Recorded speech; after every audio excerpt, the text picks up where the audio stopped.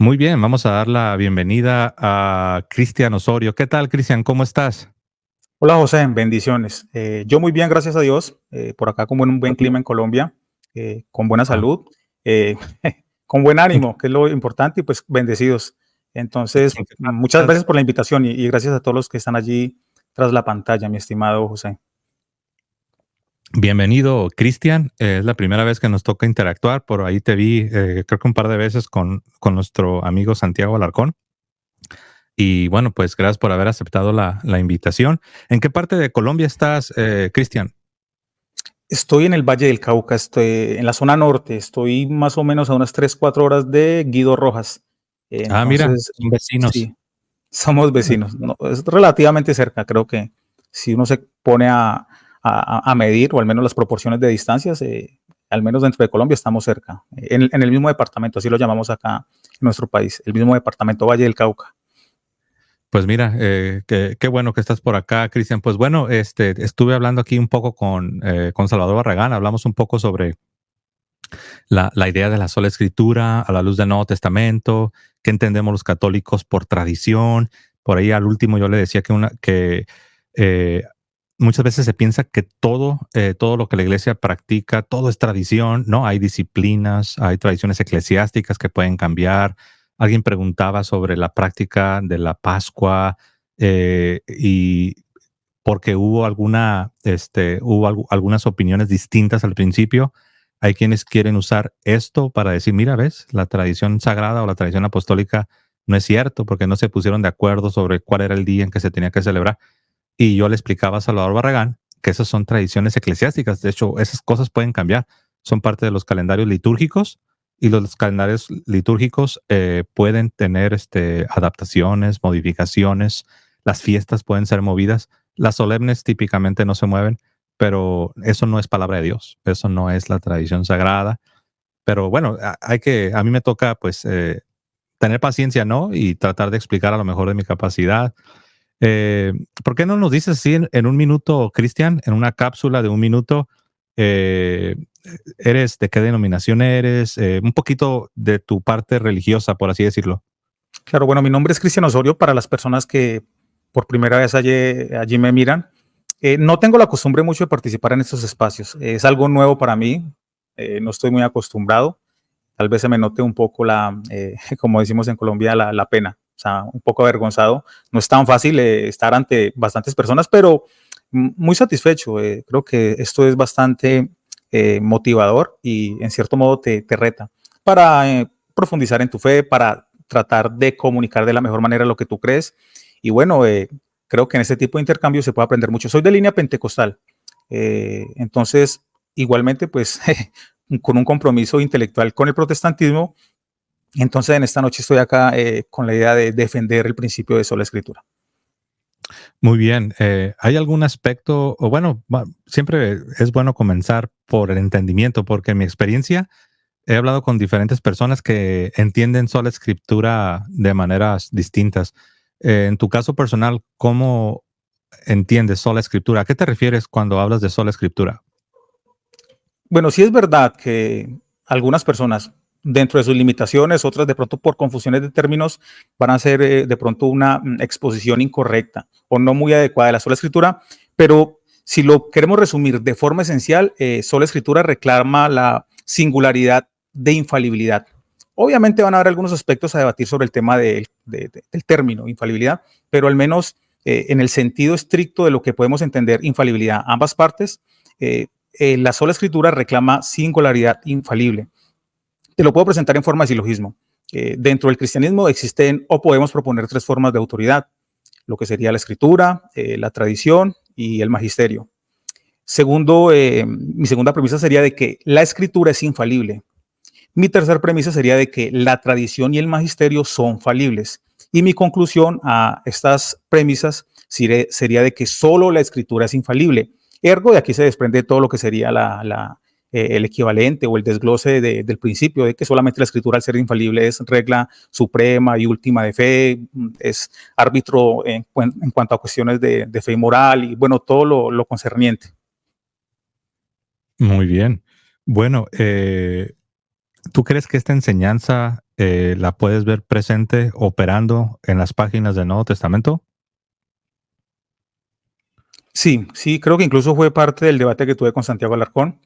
Yo creo que el judaísmo, aunque no de forma teórica, al menos sí fáctica, asumían el principio de sola escritura y asimismo los apóstoles, la iglesia primitiva, lo asumían. Ojo, una cosa es enseñar, otra cosa es asumir. Entonces creo de que como tal el principio se asumía dentro del judaísmo primitivo, perdón, el judaísmo del primer siglo y el cristianismo primitivo. Muy bien. Pero qué tal acerca de los cristianos? Porque vamos a enfocarnos en lo que es ya, digamos, el tiempo de la plenitud, el tiempo en que ya vino el Mesías. Cuando uno va y se asoma por la ventana del Nuevo Testamento, ¿qué es lo que uno puede ver? Uno puede ver una comunidad de creyentes operando con la idea de que lo único infalible es la escritura, o uno podría ver más bien una comunidad de creyentes donde ciertamente tienen la escritura como inspirada, pero también tienen palabra de Dios siendo enseñada de manera oral por aquellos que Jesús envió cuando dijo toda potestad me es dada en el cielo y en la tierra, por tanto, id y haced discípulos enseñándoles todas las cosas. Entonces, ¿qué veríamos? ¿Una comunidad diciendo que solamente lo escrito? ¿O más bien veríamos una comunidad teniendo lo escrito, teniendo la enseñanza oral de los apóstoles y teniendo la seguridad que este magisterio, que este cuerpo de maestros les están enseñando verdad y no una verdad mezclada con errores? Porque yo propongo eso, yo propongo lo último, que en el Nuevo Testamento vemos el modelo católico, por así decirlo, o el paradigma, la manera de hacer las cosas como la iglesia lo hace hasta el día de hoy. Tienes la escritura, tienes la enseñanza oral que le da sentido a la escritura y tienes un cuerpo de maestros que te enseñan con una libertad, perdón, no es libertad, con una ausencia de error, no es una verdad mezclada con error. Entonces, yo veo claramente en el Nuevo Testamento este modelo. ¿O tú ves algo distinto, Cristian? Claro, hay que entender varios aspectos, mi estimado eh, Plasencia, José. Bueno, hay que distinguir de qué palabra de Dios en sí se refiere a la fuente, ¿cierto? Cuando hablamos de revelación, hablamos de una fuente como tal. Ahora, obviamente van a haber unos mediadores. Estos mediadores la pueden comunicar de forma verbal o también escrita. Entonces, el medio de comunicación no es equivalente a la fuente. Una cosa es la fuente y otra cosa es el medio de transmitirse estas verdades de fe. Realmente, yo creo y estaría comprometido con que, ojo, una cosa sería el acto y otra cosa la potencia. No, no creo de que la iglesia en sí, en acto, haya enseñado error, pero al menos en potencia podían enseñar error. Existe la posibilidad de que se hayan equivocado y dado de que solamente la escritura es infalible, estas personas, a pesar de gozar de la dirección, de la guía del Espíritu Santo, podían errar. Es lo que considero yo y bueno, podríamos considerar algunos pasajes bíblicos para ahondar en este tema. Esa parte sí no estaría de acuerdo, Cristian, cuando dices que aún con la asistencia del Espíritu Santo pudieron haber errado. Yo más bien creo que precisamente por la asistencia del Espíritu Santo es que no han errado. Ahí es donde yo veo que sí nos separamos. Porque, por ejemplo, mira, ¿cuántos libros de Nuevo Testamento aceptas? 27. Muy bien. ¿Y tú crees que esa decisión de confirmar 27 libros para todos los fieles eh, pudo o puede ser algo erróneo? Sí, por supuesto. Cuando hablamos de canon, hablamos de hipótesis canónica. Realmente el canon es un trabajo realmente humano. Obviamente no desconfiamos de la providencia divina dirigiéndonos, pero realmente es un trabajo humano, la definición canónica. Ok. Pero entonces no puedes tener certeza de que son 27 y estos 27 libros en el Nuevo Testamento. No, realmente no, certeza no, pero sí certidumbre. Creo que la comparación más fácil para explicarte esto sería hablar de la existencia de Dios. Dado de que tú eres un ser falible, tú no tienes certeza epistémica de la existencia de Dios, pero tienes muy buenas razones para creer en Dios. Del mismo modo, yo no tengo certeza para creer de que esos 27 libros exclusivamente ellos son palabra de Dios, pero tengo muy buenas razones para creerlo, apelando a la tradición, la razón, la experiencia, todos esos elementos. Esto me generarían certidumbre, no certeza epistémica, pero certidumbre. Creo que eso sería suficiente.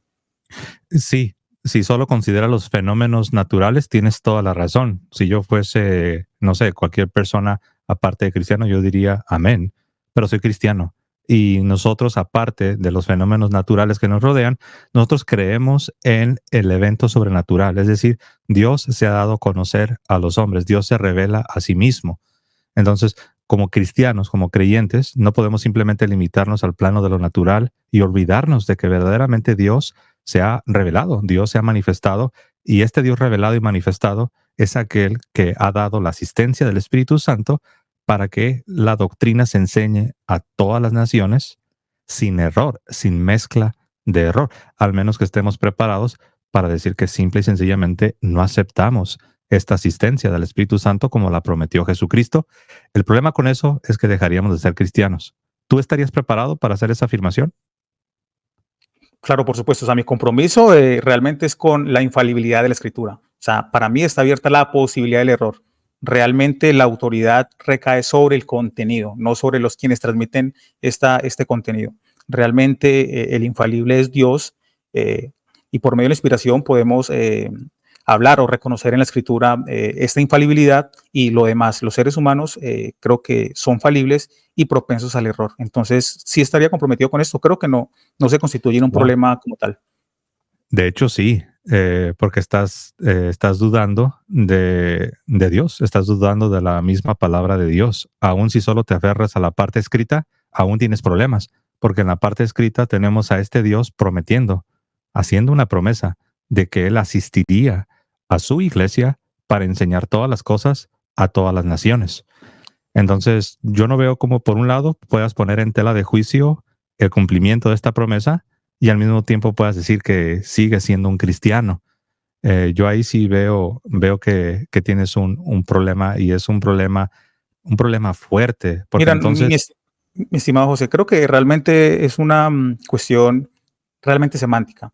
Eh, que el Espíritu Santo asista, guía a la iglesia, es algo que podemos aceptar, pero el alcance de este acompañamiento, de esta asistencia, de esta guía, no creo que se corresponda con lo que tiene en la idea el católico. Yo creo que, al igual que lo dice Pablo, todos los hijos de Dios son guiados por el Espíritu de Dios, pero esa guía no garantiza de que yo sea un ser infalible. Todos los hijos de Dios son guiados por el Espíritu de Dios, pero el hecho de que seamos guiados por el Espíritu de Dios no nos hace gozar de este tipo de carisma de infalibilidad, de inerrancia. O sea, realmente yo creo que en la providencia divina y en sus planes perfectos, Dios es capaz de llevar a una iglesia falible a cumplir sus propósitos infalibles. Creo que eso sí no se constituye en un problema, y creo que realmente es la cosmovisión que en su momento tuvieron los judíos y heredan el cristianismo del primer siglo. Cristian, pero sí hay un problema, porque tú hablas de que puedes aceptar que Dios es infalible, pero no se sigue que el agente o el mediador, en este caso la iglesia, también tenga que ejercer o enseñar con la misma infalibilidad. La respuesta es que sí, porque recuerda que entre el cielo y la tierra, entre Dios y los hombres, hay un agente, hay un mediador, a saber, la iglesia. Entonces, ¿de qué sirve que alguien diga que Dios es infalible, que es perfecto y que en Él no hay error, cuando bajas al siguiente grado, porque estamos hablando del cielo a la tierra? ¿Cómo nos llega la revelación? ¿Cuál es la revelación? Pero Dios está en el cielo y nosotros estamos en la tierra. Y ahí es donde entra el papel de la iglesia. Y esta iglesia, humanamente hablando, no podría lograrlo. Por eso Jesucristo se adelantó y prometió la asistencia del Espíritu Santo para enseñar la verdad a todas las naciones. Y no es una verdad mezclada con error, o no es una verdad que bien pudiera ser de otra manera. Entonces ya estaríamos cayendo en una especie de un relativismo. Yo te ponía un ejemplo concreto: los 27 libros del Nuevo Testamento. Tú dices que bien puede ser que no sean 27. Me imagino que estás dando a entender que pueden ser más, pueden ser menos. De hecho, Martín Lutero, él no aceptaba los 27. Él rechazaba la inspiración de varios libros del Nuevo Testamento. Entonces ahí es donde ya estarías cayendo en un relativismo. Ya no tienes realmente un fundamento sólido para estar seguro de que lo que crees en verdad no tiene mezcla de error. Mira, te pregunto, mi estimado José, todo el cristianismo se sostiene sobre la premisa de que Dios existe. Tú no puedes apelar a la autoridad infalible del magisterio para sostener de que Dios existe, porque sería razonar en forma circular. porque pues para que algo sea infalible, se asume primero que existe un ser infalible que le haga participar de esa infalibilidad. El hecho de que tú no tengas la capacidad de garantizar con certeza epistémica de que Dios existe, eso no te deja a ti una especie de nihilismo desde el cual tú no puedes creer o desarrollar una teología. Es más, hay que entender de que la revelación divina se viene dando ya desde su primer momento en el pueblo judío. El 85% de lo que hoy llamamos Biblia ya estaba presente al menos en el judaísmo del tiempo de Jesús. Entonces acá tenemos un buen ejemplo de cómo Dios entrega una palabra infalible a un pueblo falible. Y eso no hizo que esta comunidad cayera en una especie como de nihilismo o lo convirtiera en una especie como de no pueblo de Dios. O sea, realmente las promesas son las que garantizan, las promesas divinas de Cristo son las, o de Dios en el Antiguo Testamento, por supuesto, son las que garantizan realmente de que todo se va a cumplir conforme a sus propósitos, independientemente de que la gente que transmita sus verdades sean falibles. Pues de hecho eso es lo que acabo de decir. Basándonos en la promesa de Jesucristo, es que nosotros podemos confiar que no estamos creyendo algo que pudiera ser erróneo. Vas a notar que le bajé a tu micrófono porque estaba, ¿cuál es la palabra? Estaba, Saturando, perdón. sí, sí, lo tenías en 200 y lo bajé Dale, para que perfecto. sepas. Muy bien, entonces, pues ahí acabas de probar mi punto. Nosotros sí podemos estar seguros que lo que creemos es la verdad, porque la iglesia, más allá de que tiene una parte humana, que ahí es donde entra toda la fenomenología de la que tú hablabas, pero yo te dije, sí, pero no solamente te enfoques al plano natural. Acuérdate que estamos lidiando con lo sobrenatural, estamos lidiando con una revelación divina. Y parte de esta revelación divina no solamente son las doctrinas entregadas o el depósito entregado, sino también es una asistencia prometida para que esta iglesia pueda comunicar no solamente a la generación del Nuevo Testamento, sino pueda comunicar a todas las generaciones. Obviamente ahí entran los sucesores de los apóstoles, la verdad de Jesucristo sin ser adulterada, sin una mezcla de error. Por eso los católicos creemos que la iglesia en su magisterio, al momento de enseñar la moral y la doctrina, es asistida por el Espíritu Santo. Al principio sonaste como que lo estabas negando, pero lo último que dijiste, pues es una confirmación. Confiamos en las promesas de Dios, pero entonces parece ser que ahí sí estás de acuerdo conmigo. No, no, no creo que las promesas se entiendan de esa manera. O sea, realmente yo creo que Dios en su omnipotencia y obviamente dentro de su providencia tiene un plan y un proyecto trazado para cumplir sus propósitos. Pero como te lo digo yo, esos propósitos se van a cumplir independientemente de la falibilidad de la iglesia. O sea, realmente los únicos elementos que podemos reconocer como infalibles dentro de la iglesia son la escritura y por supuesto el Espíritu Santo que es Dios. Entonces, no se sigue de que para que se garantice el cumplimiento de estas promesas divinas, se deba apelar a una especie de autoridad infalible o un magisterio infalible, como te lo decía. O sea, a lo largo de los siglos, desde la fundación de la comunidad de Israel hasta la llegada del Mesías, podemos ver cómo Dios direcciona, llamando en su momento a profetas, llamando en su momento a personas particulares, pero Él de forma, digamos, providencial, logra ir llevando y dando pasos para cumplir su propósito. Entonces, la falibilidad de Israel, la falibilidad de los sacerdotes, la falibilidad del pueblo, no hizo ni imposibilitó el cumplimiento de los propósitos divinos. Asimismo se cumple en la iglesia. Sí, pero yo veo que tú entiendes cuando decimos que está la infalibilidad, como que tú se lo estás aplicando a todas las acciones y a todas las palabras de la iglesia y así no funciona. No necesitas creer que ontológicamente el magisterio son como superhombres, que tienen algo en su naturaleza que de alguna manera los hace inmunes a que nunca puedan emitir error jamás en su vida. Esa no es la infalibilidad. La infalibilidad es un carisma, es una asistencia del Espíritu Santo muy particular, muy delimitada, que tiene que ver a la hora de comunicar la enseñanza, la doctrina, la revelación divina, la palabra. Y cuando la iglesia lo hace en este sentido, nosotros podemos confiar y podemos descansar de que esta doctrina, esta enseñanza es verdadera y que no está adulterada con el error, no hay una mezcla de verdad con error. Y por eso sabemos que en la Biblia son 27 libros del Nuevo Testamento y no 28, no 24. pero tú dijiste al principio que no, que tú admites que pueden ser más o pueden ser menos. Y ahí es donde yo te dije, entonces, ahí ya tienes un problema, José, porque José, te quiero preguntar, a ver, ¿tú crees de forma absoluta, o sea, tienes certeza epistémica de que Dios existe? yo creo en el testimonio de la iglesia y también Pero creo en la ley pero sería natural. un razonamiento circular. Tú no puedes apelar a la iglesia No, para creer de que no, Dios existe. porque entonces yo te lo regreso. Entonces yo te pregunto, ¿tú crees en la resurrección de Jesucristo? Yo sí, creo que hay evidencia histórica que al menos apunta hacia ello. O sea, hay autoridades legítimas como mi razón, mi experiencia, Ok, y al ok. menos, Pero entonces tu respuesta sería sí. ujú, sí, Ok, creo, pues ahí está. sí. Esa es mi respuesta. Pero yo te preguntaba por certeza epistémica. ¿Sabes cuál es la diferencia? Es que no necesito tener, es a lo que me referí, que no solamente puedes limitarte a los fenómenos de la esfera natural.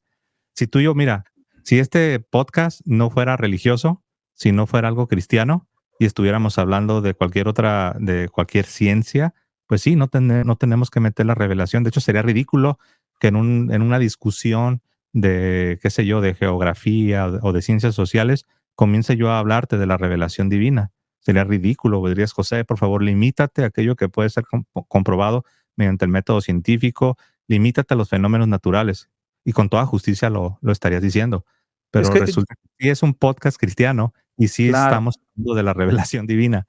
Entonces, tú me preguntabas, José, ¿tienes certeza epistémica de que Dios existe? Número uno, no necesito tener certeza epistémica. Número dos, yo te hice una pregunta. Te dije, ¿tú crees en la resurrección de Jesucristo? Y tú mismo me diste la razón cuando dijiste, sí, yo lo creo, pero no tengo certeza epistémica. Pues ujú. bienvenido a la fe cristiana. No necesitas tener una certeza que viene derivada de algún método de las Pues José, ciencias. bienvenido al protestantismo. No necesitas certeza epistémica para creer en los 27 libros del Nuevo Testamento. O sea, ese es mi punto. Yo estoy Pero es que acá yo no apuntando propongo que eso. de forma Cristian, yo no análoga, yo propongo puedo eso. creer. Nosotros no proponemos eso, que necesitas tener certeza epistémica. Sí, Nosotros me lo lo estás que diciendo, que tú no, necesitas la certeza que da la iglesia para creerte que sí, son eso sí, 27 y no más ni pero no es menos. lo mismo, no es lo mismo hablar de una certeza epistémica como la plantean las ciencias naturales. Bueno, en ese caso sería fe. Entonces sería realmente Sí, no por certeza, eso te dije, es fe. No me puedes pero hablar de tienes certeza, razón. fe. Sí, pero fe no se sigue que no estás lidiando con la realidad, al menos que tú limites la realidad a solamente lo que puedes ver. Bueno, la verdad no sé cómo puedes hilar allí estas dos No, realidades. O sea, es o una es pregunta. fe o es certeza. Sí, pero es una pregunta. ¿Tú limitas la realidad solamente a los fenómenos de lo que puede ser percibido con los sentidos externos? No, mira, es que toda nuestra discusión gira en torno a la posibilidad de la Pero falibilidad humana. entiendo, Cristian, pero eso sería un sí o un no.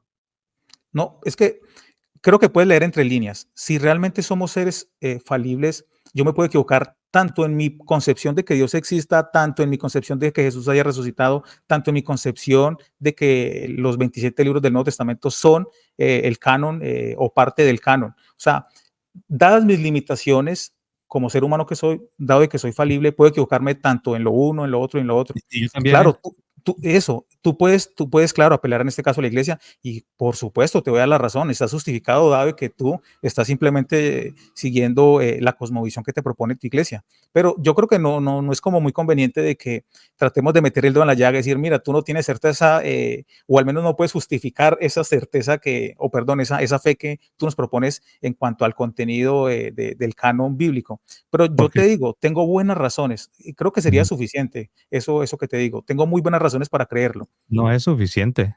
No es suficiente porque tú estás dando lugar a la posibilidad de error en aquello que tiene que ver con la revelación divina. Si estuviéramos hablando de cualquier otro conocimiento científico, sí, puedo entender, porque la ciencia tiene una de sus características que siempre se está mejorando y siempre estamos avanzando en la comprensión de los fenómenos fisiológicos, pero no estamos lidiando con eso, estamos lidiando con algo que Dios ha revelado, a Sí, saber José, aquí mira, la iglesia. así mismo te Cierro con devolvería esto, yo la pregunta, mi estimado. O sea, pero necesito cerrar las ideas, si no la gente no va a Perdón. entender. Dale, dale. Estamos lidiando con algo que Dios ha revelado y que Dios le ha entregado a la iglesia, lo cual se le llama el depósito de la fe, que ha sido comunicado de manera oral y de manera escrito. Pero tú dices que al no tener certeza epistémica, pues en la realidad estarías abierto a la posibilidad de que tal vez la iglesia se equivocó en su juicio cuando vino a confirmar 27 libros del Nuevo Testamento. Yo te dije, entonces tienes un problema, porque si puedes admitir la posibilidad de error para el juicio de la iglesia en cuanto al canon de la Biblia, la pregunta del $1,000,000 es esta. Entonces, ¿por qué no poner en tela de juicio prácticamente todas las cosas que enseña la iglesia y no solamente el canon de la Biblia? Esa Pues sería una buena pregunta. realmente eso es lo que propone el libre examen. O sea, realmente tenemos la libertad de poner en tela de juicio cualquier tipo de afirmación que se haga por parte del magisterio. O sea, realmente es una libertad de la cual gozamos. Por supuesto, tendrías que tener muy buenas razones para sostener cualquier tipo de duda. Sería decir, yo no creo esto porque tengo estas razones y bueno, creo que A es ver, una bastante pesada para alguna persona. pero ya te estás, tal vez no te das cuenta, Cristian, em, pero allí tú mismo estás, aún como cristiano desde una perspectiva protestante, te acabas de dar un tiro en el pie. Porque si tú tienes la libertad de poner en tela de juicio todo lo que enseña esta iglesia, pregunto yo, entonces, entonces tú eres la autoridad, porque si vas a poner en tela de juicio todo lo que enseña la iglesia, ya sea lo escrito o lo oral, entonces tú eres esa autoridad que ha de llegar a la conclusión de lo que es verdad y lo que no es verdad. ¿O me equivoco? José, realmente no serían esas palabras, pero ¿No? realmente nuestro compromiso es con la verdad, independientemente de cuáles sean nuestras interpretaciones de la realidad, nuestro compromiso es con la verdad. Obviamente, dado que tenemos limitaciones, pues podríamos estar equivocados o tener razón, pero sí, o sea, el libre examen, la conclusión final va a ser de que yo dentro de mis capacidades tengo que ser, en cierto modo, la autoridad para mí mismo, por supuesto. Sí, ahí es donde entra el subjetivismo y el relativismo, que no siempre todos lo llevan a este punto al que estás llegando. Pero yo siempre he dicho, de hecho, si vas y revisas mis videos a través de los años, siempre he dicho que la idea de la libre interpretación, paréntesis, sola escritura, si la empujas hasta sus últimas consecuencias, te puede llevar a decir las cosas como las que ya estás diciendo, ¿no? Que al último el sujeto, el individuo, es el que prácticamente determina qué es verdad y qué no es verdad. Y eso es No, no, problemático. no, mi estimado, creo que no, en esa parte no estaría de acuerdo contigo. El sujeto determina qué creer como verdadero y qué no. Realmente no Sí, por existen eso, dos ¿no? verdades, es algo muy distinto. O sea, realmente no creo que sea relativismo. Relativismo es decir de que A es verdad y no A es verdad. No, realmente cada persona dentro de su libertad puede decidir creer que es verdad y no. Obviamente apelando a su buen juicio y a su compromiso con la verdad. Eso sería algo muy distinto. Y eso me daría pie casualmente a lo que estamos dialogando, el tema de la sola escritura, porque casualmente esta cosmovisión que estoy proponiendo yo es la cosmovisión que sostenía el judaísmo del primer siglo. Acá tenemos comunidades como los fariseos y los saduceos que dentro de su libertad, de su libre examen, sostenían posturas teológicas distintas, pero eso no lo limitaba para gozar en cierto modo del reconocimiento singular de la escritura y de gozar en cierto modo de una autoridad al menos compartida, que sería la cosmovisión protestante. Sí, esto, esto lo que dijiste antes de la última afirmación, cuando dices que no estás de acuerdo conmigo, cuando te digo que al final, bajo el paradigma de sola escritura, libre interpretación, el individuo termina determinando lo que es verdad y lo que no es verdad. Y tú objetabas, y aquí cito a la letra, decías, no, mi estimado, lo que yo digo es que el individuo determina qué creer como verdad y qué no creer como verdad. Y entre líneas yo decía, ¿cuál es la diferencia? No hay diferencia. Cuando yo decía que el individuo al final, con la libre interpretación, termina determinando lo que es verdad o no es verdad, me estoy refiriendo precisamente a lo que tú dijiste. El individuo determina qué creer como verdad y qué no creer como verdad. No hay diferencia sustancial. Estamos hablando de la No, misma, no, mi estamos estimado. hablando de la misma realidad. Sí, porque tú eres pentecostal y tú has decidido creer Te pongo un ejemplo. sí, yo sé, pero termino la idea para cerrar. Tú como pentecostal has decidido creer en un número específico de doctrinas, mientras que puedo traer a la mesa a un anglicano o a un luterano y él como individuo, siguiendo el mismo paradigma de sola escritura, ha decidido creer como verdad doctrinas que si las comparamos en una tabla de comparación, no son las mismas cosas. Y a eso me refiero cuando hablo de relativismo. Si no es relativismo, la pregunta es entonces, ¿por qué no creen igual? Claro, es que esta es la diferencia fundamental. El acto de creer significa de que yo debo estar abierto a nueva evidencia.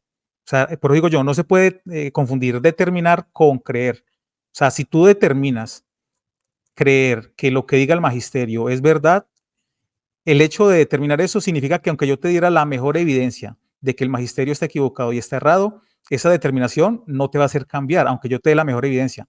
Pero si yo te digo, yo determiné creer de que el magisterio es infalible, creo que ese creer hace de que tú estés abierto a la posibilidad de que si te otorgan muy buena evidencia, podrías estar en la posibilidad de cambiar de opinión. Creo que esa sería la forma de matizar la diferencia entre determinar y determinar creer. No sé si me hago entender con esto, mi estimado. Sí, pero al final lo que el individuo determina creer o no creer es aquello que la iglesia propone. ¿Me explico? Aquí la parte que yo veo que quizás no la estás viendo con la claridad que me gustaría que la vieras, es que la iglesia propone lo que ha de ser recibido como objeto de fe. Y ahí es donde entra en la parte del recipiente, el receptor, es donde entra lo que tú dices, que uno va a tomar una decisión si recibes esto que se te propone o no lo recibes. En ese sentido, tendrías razón, pero lo que tú decías no se limita a solamente tomar la decisión si recibes o no recibes aquello que se te propone creer por parte de la iglesia. Tú fuiste más lejos. Tú hablas acerca de que uno va a investigar y al final, si lo que uno concluye y a lo que uno arriba es distinto a lo propuesto por la iglesia, uno tiene toda la legitimidad o uno tiene toda uno puede estar respaldado para creerlo, independientemente de que no es lo que la iglesia propone. Entonces, yo veo ahí ese punto. Tú te limitaste a decir, sí, es que el individuo, José, es el que tiene que tomar una decisión. En un momento del tiempo, el individuo va a decir sí o no. El individuo puede responder abriéndose a esto que se le propone o cerrándose y decir no, no. Eso yo estoy de acuerdo contigo. Pero donde no estamos de acuerdo es cuando yo te digo que lo revelado es aquello que le fue entregado a la iglesia y es aquello que la iglesia propone. Por eso Cristo dijo, toda autoridad me es dada en el cielo y en la tierra. Por tanto, id y haced discípulos a todas las naciones, bautizándolos en el nombre del Padre, del Hijo y del Espíritu Santo, enseñándoles todas las cosas que os he mandado. Ahora, esta iglesia en cumplimiento a esto va y delante del individuo propone aquello que Cristo le entregó. Y el individuo tiene la responsabilidad de recibirlo o no recibirlo, pero no tiene la libertad de creer algo distinto y todavía pensar que está creyendo la verdad. Adelante. Bueno, mi estimado, es que ese es el problema. O sea, realmente la discusión no es si la iglesia tiene la función de proponer esas verdades que le han sido entregadas en su momento. La discusión acá es que si esta iglesia, este medio de comunicación, puede errar en el proceso. Porque es que ese es el principio de sola escritura. Solo la escritura es infalible. La iglesia, la tradición, el magisterio, bueno, todos estos elementos pueden ser falibles en el proceso de comunicar estas verdades de fe.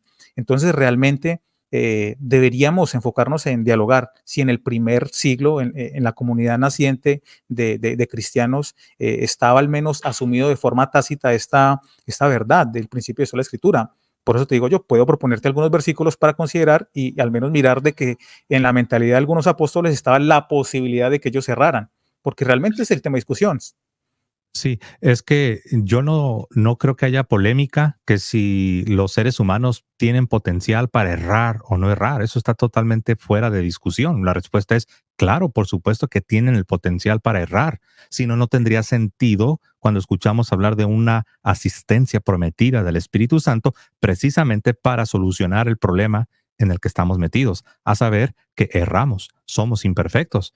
De hecho, tu punto simplemente viene a probar la necesidad de una intervención divina precisamente porque somos falibles, precisamente porque fallamos, precisamente porque no tenemos la capacidad para hacerlo de manera perfecta, al menos que intervenga Dios de alguna manera, como tal vez es aquello que encontramos en la misma Sagrada Escritura, donde Jesús promete esta asistencia. Entonces tú tienes razón. Aquí tienes razón cuando dices que que la polémica que tenemos en este momento es si esta iglesia pudiera llegar a comunicar las verdades sin mezcla de error. Tú como protestante, tú respondes que sí puede errar. Y yo como católico digo, sí puede errar, al menos que Dios intervenga. Y nosotros creemos que sí ha intervenido. Si alguien me dijera, José, pero ¿por qué crees eso? Lo creo porque Jesús lo prometió. al menos que alguien diga, es que yo no creo que Jesús prometió eso. Entonces, ¿qué hacemos con los diferentes pasajes que vemos en la Sagrada Escritura? Cuando Él dijo, ustedes están tristes porque yo me voy, pero yo os enviaré a otro consolador, al Paracleto, el Paraclito. Dice, y Él les recordará todas las cosas que os he hablado.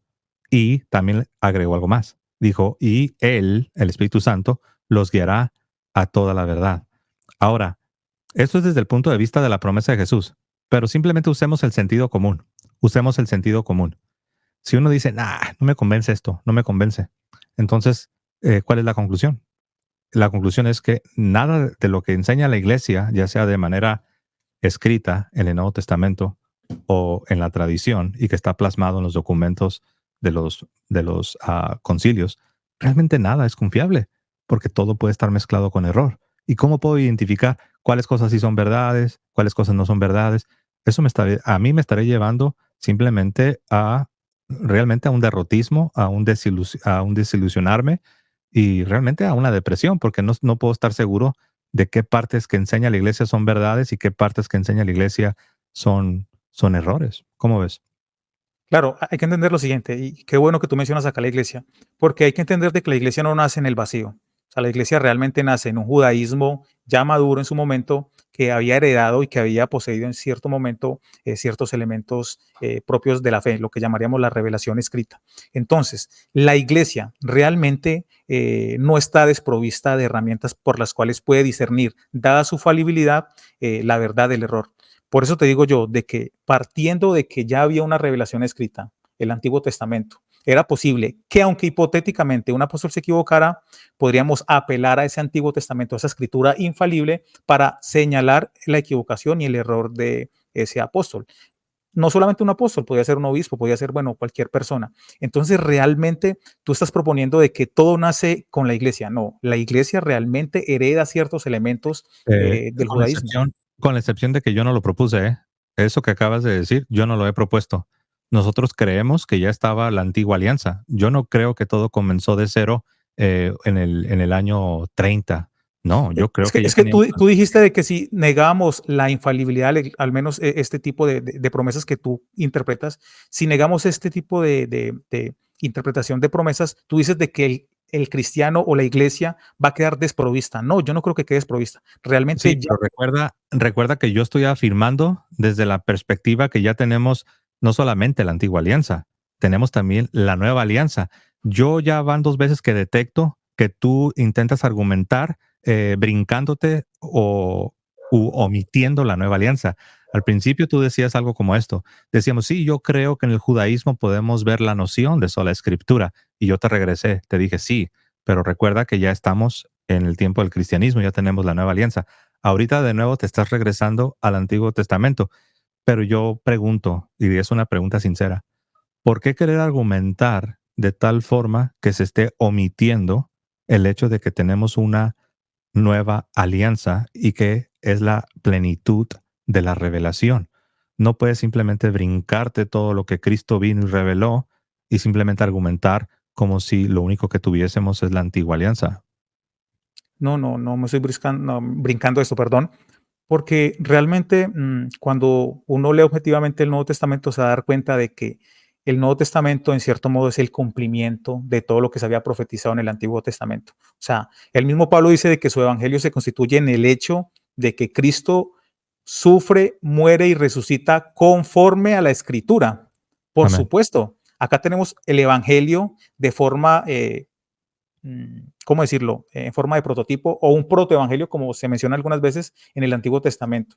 Entonces podemos reconocer incluso el evangelio, el mensaje y la enseñanza de Cristo de forma, en cierto modo, implícito en todo lo que llamamos el Antiguo Testamento. Entonces Sí. podemos partir incluso de ese Antiguo Testamento para reconocer verdades. Obviamente la resurrección de Cristo acaba de ser el elemento fundamental de la nueva comunidad, de lo que sería la iglesia, pero eso no nos desliga del valor que poseía de forma inherente esta escritura. Entonces yo te sigo proponiendo, si heredamos ese Antiguo Testamento del judaísmo, ¿por qué no heredar esa sola escritura que se entendía de forma eh, sustancial o al menos de forma fáctica dentro del judaísmo? Porque realmente tú tendrías que proponerme otras autoridades igualmente infalibles a la par de la escritura dentro del judaísmo para así negarme de que no había tal sola escritura dentro del primer siglo. Sí, de hecho, el punto que estás diciendo es precisamente la razón por la cual yo creo en la Iglesia Católica, porque sola escritura no es algo que esté presente en el judaísmo, y la prueba está de que la Iglesia primitiva no heredó esta supuesta sola escritura que tú dices que sí está presente en el Antiguo Testamento. Sola escritura es algo que viene siendo desarrollado a partir del siglo XVI. Entonces yo diría que los católicos no es que rechacemos la sola escritura de manera unilateral, la rechazamos porque esto es algo que viene del siglo XVI. O sea, la prueba está de que cuando uno va al primer siglo, no ves a la comunidad cristiana operando con el paradigma de la sola escritura. No heredaron ese paradigma. Mira, Entonces, pues tú mismo estás probando mi punto, ¿no? Los cristianos del primer siglo nunca heredaron esto que ahora se llama sola escritura. ok, bueno, obviamente sola escritura es un concepto que como tal, el nombre nace en el siglo XVI, en el contexto de la Como Reforma. concepto y Pero práctica, ¿eh? Yo propondría como concepto y práctica, no nomás el concepto. no tenemos evidencia histórica de las comunidades caraítas, que son judíos anteriores al Condenados por el protestantismo. judaísmo, de hecho. No, pero es que, ¿cómo podrían ellos condenar de forma infalible si no son infalibles? No, Obviamente no, no, hay un judaísmo. pero lo que estoy diciendo que aún desde la perspectiva judía, ellos no aceptan esta idea de los caraítas como parte de la ortodoxia. Claro, igualmente los fariseos no aceptan la de los saduceos y los saduceos de los fariseos, pero obviamente dentro de la cosmovisión judía tienen que aceptarse este tipo de posibles interpretaciones. Entonces, el hecho de que uno condena al otro no hace verdadero uno y falso el otro. Creo que es parte de su quehacer teológico. Realmente, ahí realmente sí tengo objeciones, porque eh, Cristo claramente, Él viene y enseña que el pueblo judío debía escuchar no solamente la lectura de la ley, debían escuchar y recibir toda la enseñanza que daban los maestros de la ley. Entonces, Él habla de la cátedra de Moisés.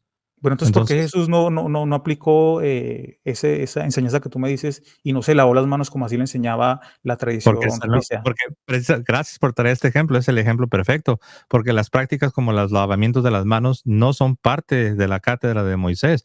Es Eso lo dices parecido. tú, eso no lo dice el Talmud. Eso no lo dice el Talmud. El Oye, no es que lava parte de la cátedra, permíteme, Cristian, ¿qué parte de la cátedra de Moisés no entendiste? Porque yo no estoy hablando del Talmud, estoy hablando de la cátedra de Moisés. para ti que es cátedra de Moisés. Es la enseñanza que está en la ley, pero no de manera aislada e individual. No, conforme la enseñaban los maestros del pueblo. Por eso los maestros, los fariseos enseñaban de que el lavamiento de manos era algo obligatorio. Es más, enseñaban de que estar en contra de un precepto de los maestros, de los superiores, era constitutivo de muerte. Y Sí. es más, tenemos evidencia de eso en el Talmud. Entonces, tú Repito, estás aquí. no, repito, es que estás mezclando peras con manzanas. Yo hablo de la cátedra de Moisés, que es lo que está en las Sagradas Escrituras, pero no como uno lo quiera entender, es como lo enseñaban los maestros. No estoy hablando de las prácticas que después se fueron metiendo, que Jesús las condenó. O sea, si no sería, si yo aceptar lo que tú estás diciendo, entonces yo tendría que aceptar la posibilidad de que Jesucristo se equivocó cuando condenó esas prácticas. Estas prácticas no venían, no son parte del depósito en el Antiguo Testamento, fueron introducidas y hubo otras como la interpretación que le querían dar al Corbán, de que si tú consagrabas tus bienes materiales al templo, estabas exento de ayudar a los pobres y a los necesitados. Jesús viene y condena esa práctica. ¿Por qué? Ese es mi punto. ¿Sabes por qué las condenó? Porque eran precisamente interpretaciones privadas. Jesús condenó aquello que ciertos maestros de manera aislada estaban interpretando y todavía lo querían enseñar al pueblo como si fuese palabra de Dios. De modo que no solamente en el Antiguo Testamento no vemos esta idea de sola escritura, sino que realmente vemos a Jesús en el primer siglo condenando realmente lo que en la práctica es muy semejante a sola escritura, la libre interpretación, que de hecho tú decías que tú te adhieres a ella. No, no. Acá creo que te estás afirmando varias cosas que no son verdad. O No, me sea, crees refería a tú. la libre interpretación. Tú Pero mira, hace como unos 10 minutos dijiste que tú te adherías a la libre interpretación. claro, creo que es parte de la libertad consecuente de la sola escritura. Mira, no cambiamos de tema porque es algo muy importante. Una cosa es la tradición judía y otra cosa es la escritura judía. Tú dices de que, en cierto modo, Jesús tenía razones para rechazar esta tradición judía, porque no estaba en la palabra de Dios escrita. Me imagino que a eso te refieres, ¿no? Porque era una contradicción, para ser más exacto. Era una contradicción. ¿Contradicción? Jesús está Sí. hablando de tradiciones de los ancianos, no está hablando de No, no, interpretaciones. recuerda que estamos hablando de las tradiciones. Tú mencionabas el lavamiento de las manos y luego yo traje a la mesa lo del Corbán, la interpretación que le daban al Corbán. Eso es una contradicción contra la palabra de Dios. Jesús, de hecho, lo dice. Dice, ustedes enseñan a desobedecer el mandamiento de honra a tu padre y a tu madre. Ahí es una contradicción, por eso él los condena duramente, porque Sí, dice, con vuestra tradición invalidáis la palabra de Dios. claro, y ese es el punto. O sea, acá se pone por encima la escritura, por encima de la tradición, independientemente de que hayan sido los No, no, fariseos. no te confundas. Es poner encima la escritura por encima de las interpretaciones privadas.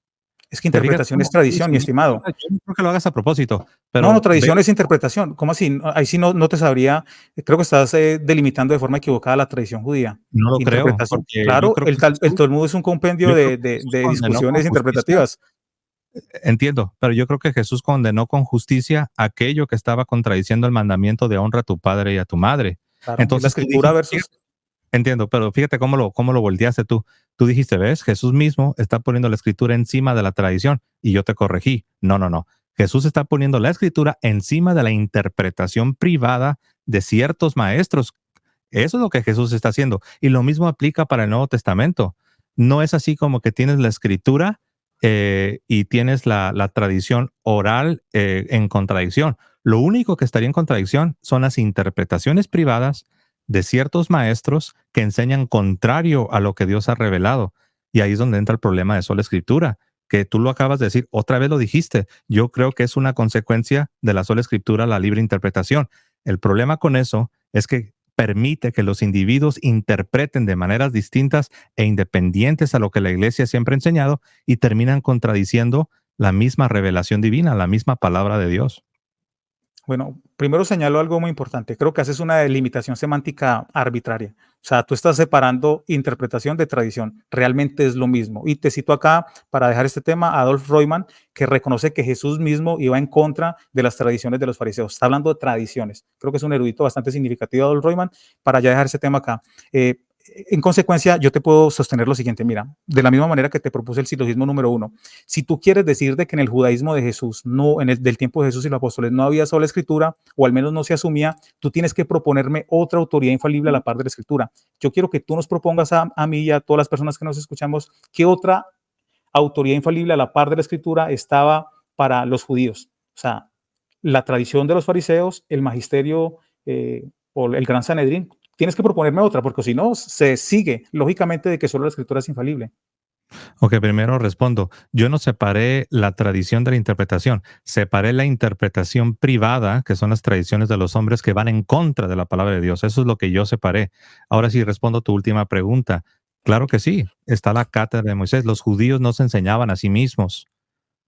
Si tú crees que los judíos se enseñaban a sí mismos simplemente leyendo las escrituras, estás creyendo algo que ni siquiera los historiadores protestantes creen. Siempre se ha aceptado que había una cátedra y Jesús mismo les dice que ellos debían recibir toda la enseñanza que se daba en la cátedra de Moisés. Es decir, me da la impresión que tú crees que los judíos del Antiguo Testamento se enseñaban a sí mismos simplemente leyendo la escritura o leyendo la ley de Moisés o leyendo a los profetas. Eso simple y sencillamente es algo que no existe. No existió en el Antiguo Testamento, no existe en la iglesia del Nuevo Testamento. Existe lastimosamente en comunidades que se han separado de la iglesia. ¿Qué es lo que hacen? Van a la Biblia con un corazón sincero, la estudian, la analizan, intentan hacer hermenéutica, exégesis y al final terminan creyendo un conjunto de doctrinas que si vas y las comparas con su hermano protestante de otra denominación, que son sinceros, estudian la Biblia, hacen exégesis, pero terminan creyendo cosas distintas y que se contradicen entre ellos mismos. Ese es Bueno, el problema. te Ese, respondo. a ver, Realmente creo que estás haciendo una caricatura de lo que realmente es el principio de sola escritura. Porque ¿por aunque qué? el judío apelara a otras tradiciones aparte de la escritura, como tú lo dices, no, en verdad el judaísmo no apelaba solamente a la escritura para aprender. Obviamente ellos apelaban a su tradición, Es más, el judaísmo creía en una tradición. Es que la pregunta no es si apelaban a otras tradiciones o a otras fuentes. La pregunta es si estaban a la misma o al mismo nivel de autoridad. Porque es más, yo como pentecostal apelo a otras autoridades, eruditos de algunas ciencias bíblicas o a incluso escritos patrísticos y todo lo demás. Pero el hecho de que yo apele o encuentren ellos algún tipo de fuente de información valiosa y significativa, no significa de que esté colocando en el mismo lugar. Entonces, el hecho de que el judaísmo apelara a otras fuentes, en lo fáctico no demuestra de que no solamente de que la escritura no era la única norma autoritativa, porque es más, te puedo citar a judíos contemporáneos que reconocen de que el concepto de infalibilidad no es propio de los rabinos. Entonces, Mira, en consecuencia, solo para aclarar, tu pregunta, tu pregunta no fue esa, ¿eh? Tú no me preguntaste qué otra cosa está al mismo nivel que la escritura. Tú sí, te dije que preguntaste, me propusieras otra autoridad a la par de la escritura, infalible. déjate recuerdo, tú me preguntaste que qué otra cosa enseña infaliblemente. Fue lo que tú me preguntaste. No me Sí, preguntaste que si está al mismo nivel porque quieres que te diga algo. Los católicos no creemos que el magisterio está al mismo nivel que la escritura. Entonces no es una caricatura, simplemente intentaba responder. Tu pregunta fue bien sencilla. ¿Qué otra cosa enseña infaliblemente? Y yo te respondí que aquellos que eran encargados de estar en la cátedra de Moisés, los maestros de la ley, ellos eran asistidos por Dios para enseñar al pueblo la verdad. Pero no significa que el 100% de lo que decían todos los maestros era palabra de Dios, porque no. Había también, como tenemos en la iglesia. ¿Sabes cómo yo veo? Yo veo que así como algunos protestantes se imaginan que todo lo que enseña cualquier obispo o cualquier papa o cualquier sacerdote, todo es infalibilidad y todo es tradición. Eso no lo creemos los católicos, pero los judíos tampoco lo creían. Pero no se sigue que los judíos o los católicos o los cristianos en el Nuevo Testamento no tengamos una cátedra. Ahora le llamamos la cátedra de Pedro y los obispos en unión a esta cátedra van comunicando la verdad, la enseñanza, la revelación divina, pero nosotros no creemos que todo lo que dicen todos los obispos, todos los sacerdotes, todos los papas, todo es infalible y todo es tradición y todo es palabra de Dios. Eso no lo creemos nosotros. Entonces, no es una caricatura lo que yo pinté de eso la escritura. Lo que yo te decía es que tú como pentecostal terminas creyendo cosas que otros protestantes usando el mismo método de sola escritura no creen. Simple y sencillamente se contradicen. ¿Qué parte de esta contradicción que podemos ver en el protestantismo de diferentes grupos que operan con el mismo principio de sola escritura, qué parte de esta descripción es una caricatura? Porque yo no veo que sea una caricatura. claro, es que realmente la parte interpretativa corresponde a la hermenéutica. El principio de sola escritura no garantiza de que todos los que apelen a la escritura van a llegar a la misma conclusión. O sea, el Tienes principio de sola razón, escritura solamente sostiene de que ella es la fuente infalible. Punto. tienes razón. Y por eso lo ¿Verdad? debes rechazar, porque no te garantiza la No, verdad. no, es que mira, tú simplemente no puedes apelar a que algo es verdad, dado de que proporciona, en cierto modo, algo que tú consideras mejor que otro. O sea, para ti es mejor una fuente única que me proporcione una interpretación a una fuente que me proporcione múltiples interpretaciones, pero creo que así no se corresponde a la realidad. O sea, algo no es verdad en proporción a lo eficiente, entre comillas, que pueda hacer esa propuesta.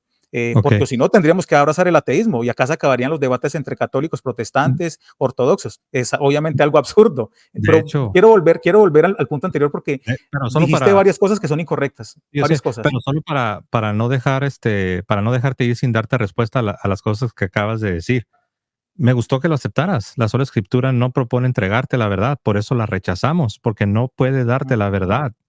Mientras, no es lo que yo creo. Tú decías, José, tú no puedes pensar que porque tú crees que un modelo es superior o mejor al otro, ya automáticamente es así. Pero es que no depende de que yo determine que este modelo es mejor. No, yo creo que sí existe una iglesia fundada por Cristo y yo creo que este Cristo sí le prometió la asistencia para comunicarle esa verdad a todas las naciones. Ahora, yo puedo decidir aceptarlo o no aceptarlo.